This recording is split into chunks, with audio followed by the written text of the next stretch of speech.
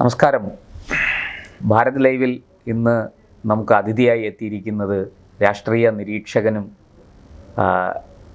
പ്രസിദ്ധ കോളംനിസ്റ്റും ഒക്കെയായ ശ്രീ KV രാജശേഖരൻ അവറുകളാണ്. സ്വാഗതം sir. Sir, ഇപ്പോഴത്തെ ഒരു രാഷ്ട്രീയ സാഹചര്യം അങ്ങ് നന്നായി വിലയിരുത്തിയിട്ടുണ്ടാകുമല്ലോ. ഒരു UDFന് അപ്പർ ഹാൻഡുള്ള ഒരു രാഷ്ട്രീയ സാഹചര്യമാണ് കേരളത്തിൽ എന്ന് പൊതുവെ പറയപ്പെടുന്നു. തദ്ദേശ തെരഞ്ഞെടുപ്പിൽ അവർക്കൊരു മുന്നേറ്റമുണ്ടായി. ലോക്സഭാ തെരഞ്ഞെടുപ്പിലും അവർ മികച്ച പ്രകടനം കാഴ്ചവെച്ചു. ഇതിൻ്റെയൊക്കെ അടിസ്ഥാനത്തിലാണ് അങ്ങനെ ഒരു വിലയിരുത്തൽ പൊതുവെ നടത്തുന്നത്. വാസ്തവത്തിൽ തെരഞ്ഞെടുപ്പ് ഫലം വന്നാൽ മാത്രമേ UDFന് മുന്നേറ്റമായിരുന്നോ അതോ UDF പിന്നാക്കം പോയോ തുടങ്ങിയ കാര്യങ്ങൾ നമുക്ക് അറിയാൻ കഴിയുകയുള്ളൂ. എങ്കിലും ഇപ്പോഴത്തെ ഈ സാഹചര്യം വെച്ച് UDF ജയിച്ചു വന്നാൽ മുഖ്യമന്ത്രി ആരാകും? കോൺഗ്രസിൽ നിന്നായിരിക്കും മുഖ്യമന്ത്രി ഉണ്ടാകുക. കോൺഗ്രസിനകത്താണെങ്കിൽ വലിയ ഗ്രൂപ്പിസവും തമ്മിലടിയും ഒക്കെ നടന്നുകൊണ്ടിരിക്കുകയാണ്. അങ്ങനെയെങ്കിൽ കേരളത്തിൽ നിന്ന് ഡൽഹിയിലെത്തി AICCയുടെ സംഘടനാ ജനറൽ സെക്രട്ടറി ആയിരിക്കുന്ന KC വേണുഗോപാൽ കേരളത്തിൽ വന്ന് മുഖ്യമന്ത്രി ആകുമോ? ഞാൻ ആ ചോദ്യം ചോദിക്കുന്നതിനൊരു കാരണമുണ്ട്, അതിലേക്ക് വരാം. അങ്ങയുടെ നിരീക്ഷണത്തിൽ KC വേണുഗോപാലിന് എത്രത്തോളം സാധ്യതയുണ്ട്? കുറേയധികം ചോദ്യങ്ങൾ ആരംഭത്തിൽ ചോദിച്ചിരിക്കുക. ആദ്യത്തെ ചോദ്യം UDFന് ഒരു മുൻതൂക്കം ഉണ്ടെന്നുള്ള ധാരണ. അങ്ങനെയൊരു ധാരണ പിണറായിയെ കൊണ്ട് സഹികെട്ട സമൂഹം, ജനം, വോട്ടർമാർ അങ്ങനെയൊരു ധാരണ കൊണ്ട് എത്തിച്ചിട്ടുണ്ട്.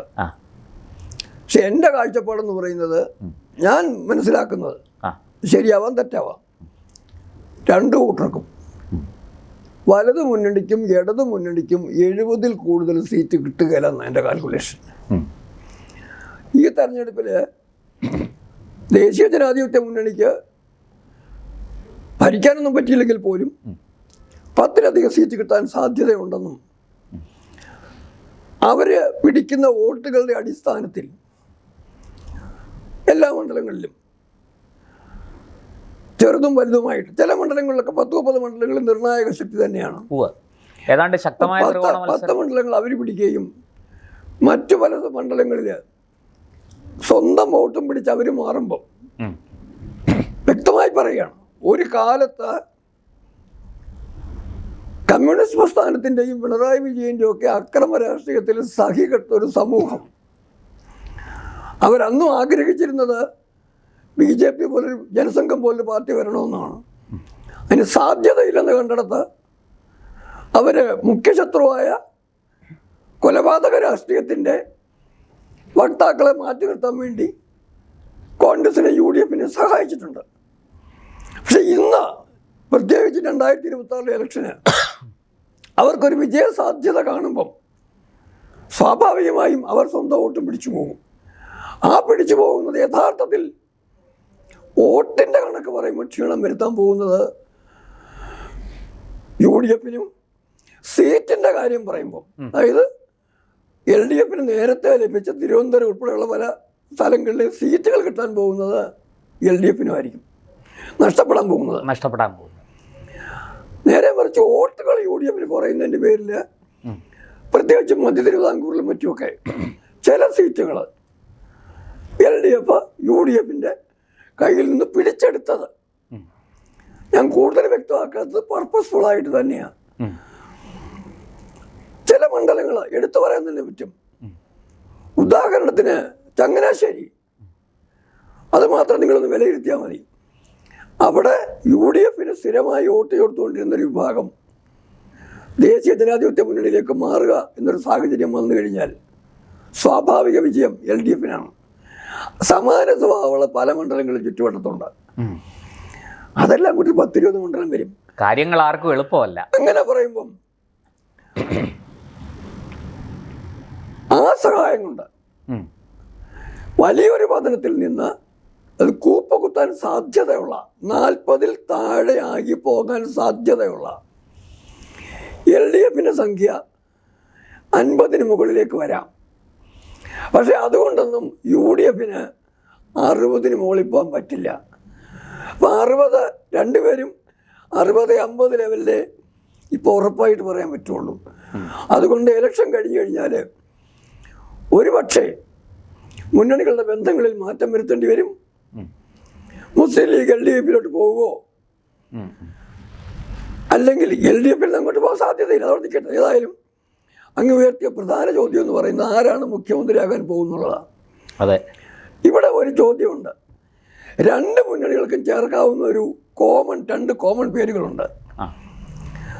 വലത് മുന്നണിയെയും ഇടത് മുന്നണിയെയും വലത് വർഗീയ മുന്നണിയെന്നും ഇടത് വർഗീയ മുന്നണി എന്ന് വിളിച്ചാൽ ആർക്കും കുറ്റം പറയാൻ പറ്റത്തില്ല.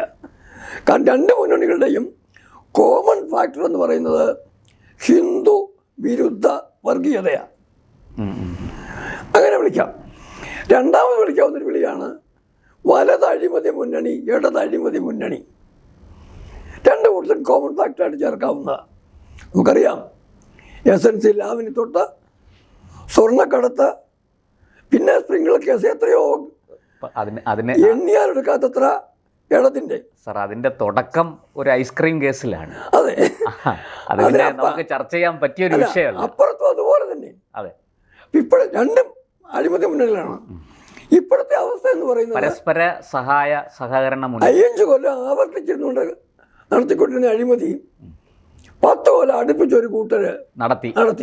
മറ്റേ കൂട്ടര്, അതായത് KC വേണുഗോപാലിൻ്റെയും ഒക്കെ പാർട്ടി, അറിയാമല്ലോ നമുക്ക്, സൂര്യന്റെ ചൂട്, സൗരോർജം, സോളാർ കേസ് നെഞ്ചത്തടിച്ചപ്പോഴാണ് ഇവിടെ നിന്ന് ഓടി രക്ഷപ്പെട്ടത്.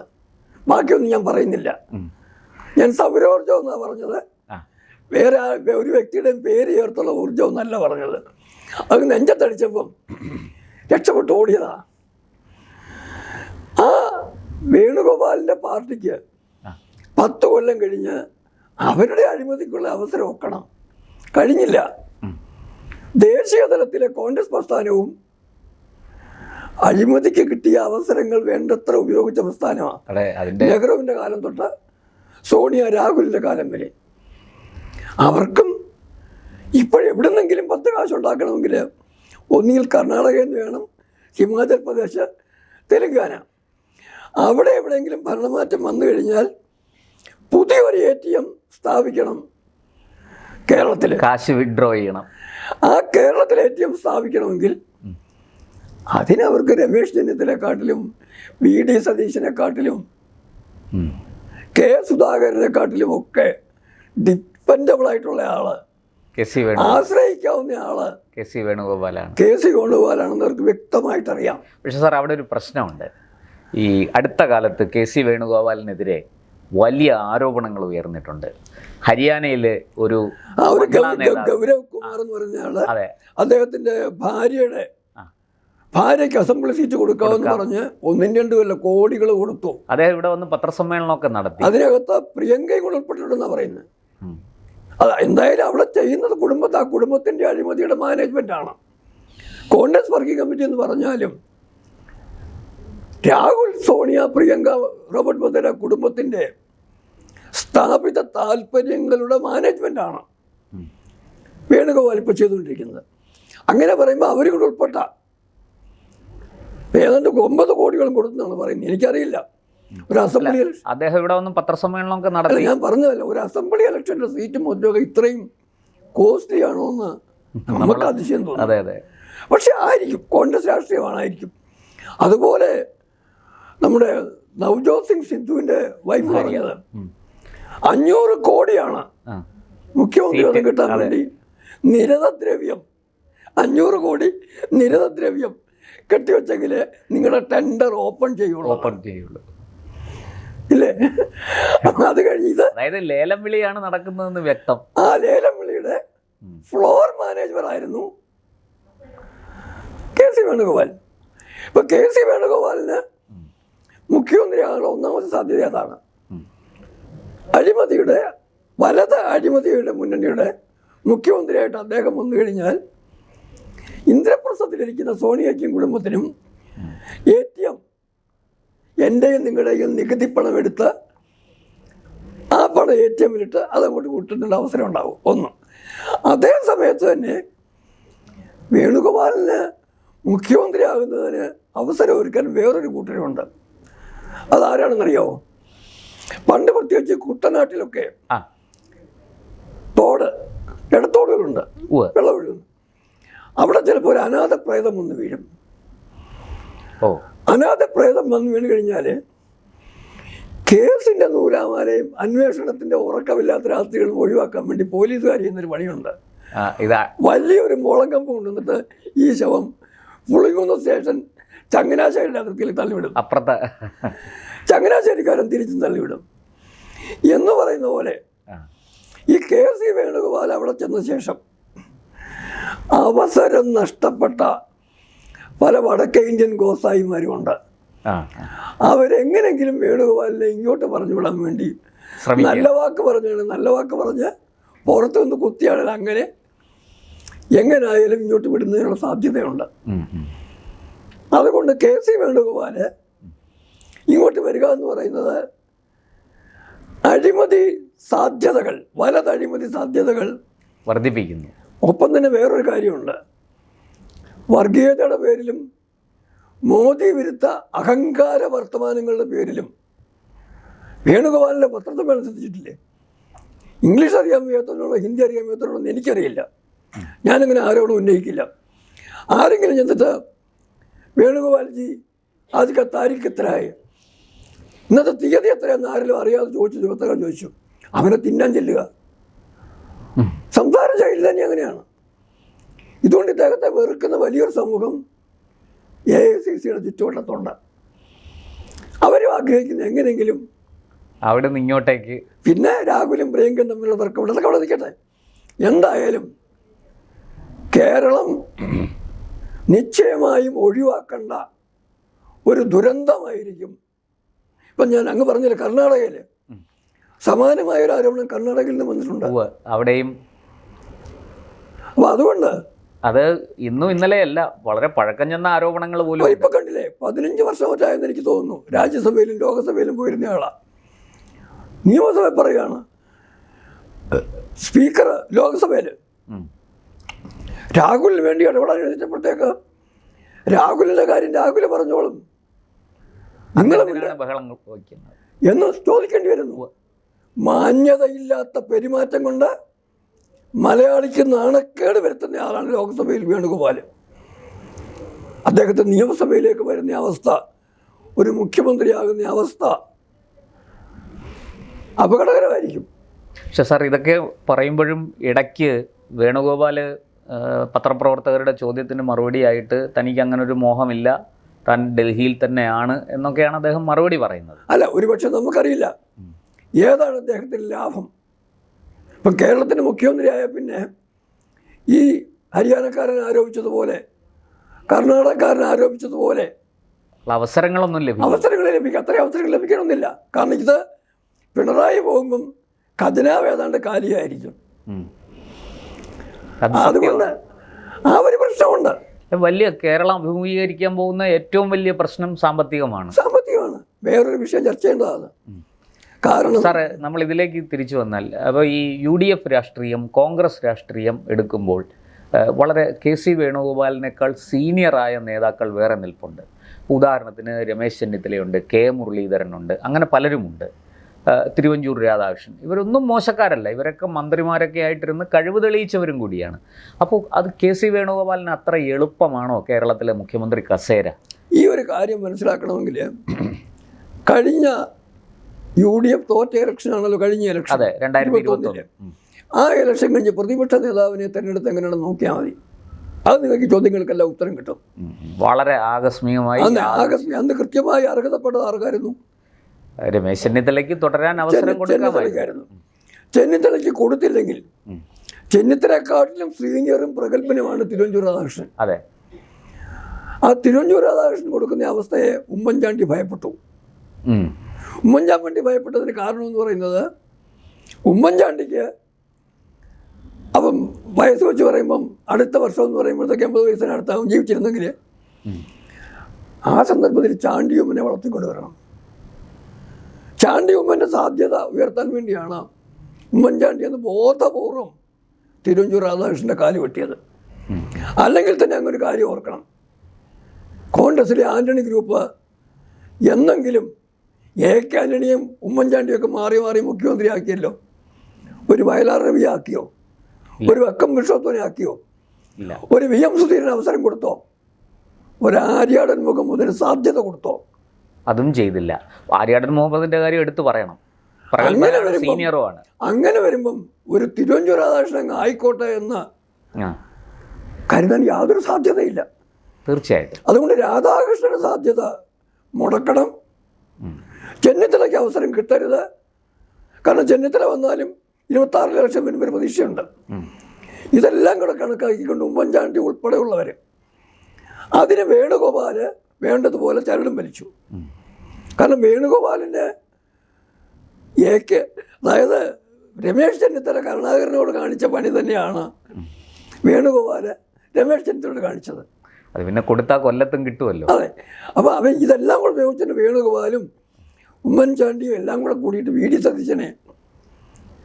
സതീശൻ കയറി കഴിഞ്ഞപ്പോഴത്തേക്ക് ആദ്യം മനസ്സിലാക്കിയത് ഹിന്ദുവിനെ ചീത്ത പറഞ്ഞാൽ ഹിന്ദു വിരുദ്ധ വർഗീയതയുടെ ഒന്നാമത്തെ ആൾ ഞാനാണെന്ന് സ്ഥാപിച്ചാൽ സാധ്യതയുണ്ടെന്ന. അതൊക്കെ അവിടെ നിൽക്കട്ടെ.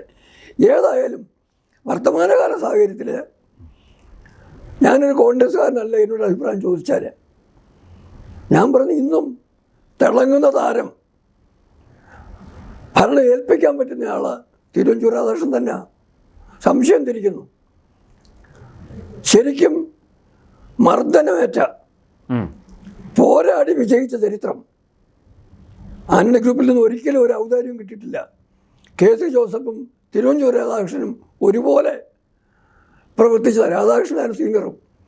ആ രാധാകൃഷ്ണൻ MLA ആകുന്നത് 44 വയസ്സിന് ശേഷം ഒറ്റാണ്. KC ജോസഫ് 25 വയസ്സിലേ ആയി. ഇതാണ് ആന്റണി കോൺഗ്രസിനുള്ളിലെ രാഷ്ട്രീയം.